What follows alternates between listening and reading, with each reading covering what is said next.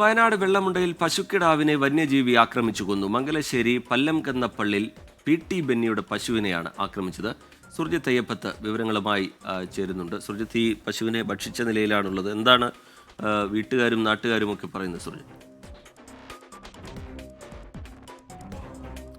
റിജിത്ത്, പശുവിൻ്റെ തലഭാഗമാണ് ഭക്ഷിച്ച നിലയിൽ കണ്ടെത്തിയത്. ഇന്നലെ പുലർച്ചെയാണ് ഈ സംഭവം ഉണ്ടായതെന്നുള്ള തരത്തിലുള്ള വിവരമാണ് പുറത്തു വരുന്നത്. 1:30 അസാധാരണമായ ശബ്ദം കേട്ടതായാണ് ബെന്നിയുടെ കുടുംബാംഗങ്ങൾ പറയുന്നത്. എന്തായാലും തൊഴുത്തിൽ കെട്ടിയ 3 പശുക്കളുണ്ടായിരുന്നു. 2 പശുക്കളും ഒരു കിടാവുമായിരുന്നു. കിടാവിനെയാണ് പിടികൂടിയിരിക്കുന്നത്. അതിൻ്റെ തലഭാഗം കടിച്ച് എടുത്ത നിലയിലാണ് ഉള്ളത്.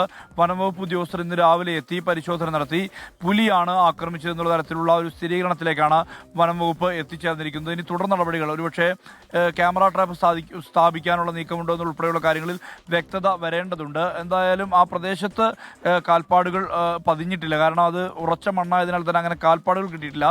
പക്ഷേ അത് ലക്ഷണങ്ങൾ വെച്ചുകൊണ്ടാണ് പുലിയാണ് ആക്രമിച്ചതെന്ന് പറയുന്നത്. നേരത്തെ ഈ പുലിയുടെ സാന്നിധ്യം ഈ മേഖലയിൽ ഉണ്ടായിരുന്നു എന്നുള്ളതാണ് നാട്ടുകാർ പറയുന്നത്.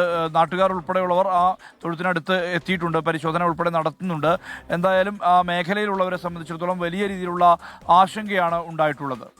പശുക്കിടാവിനെയാണ് വന്യജീവി ആക്രമിച്ചു കൊന്നിരിക്കുന്നത്, പുലിയാണ് എന്നാണ് ഈ പ്രദേശവാസികൾ പറയുന്നത്. സുർജിത്ത് അയ്യപ്പത്ത് വിശദാംശങ്ങൾ പങ്കുവയ്ക്കുകയായിരുന്നു.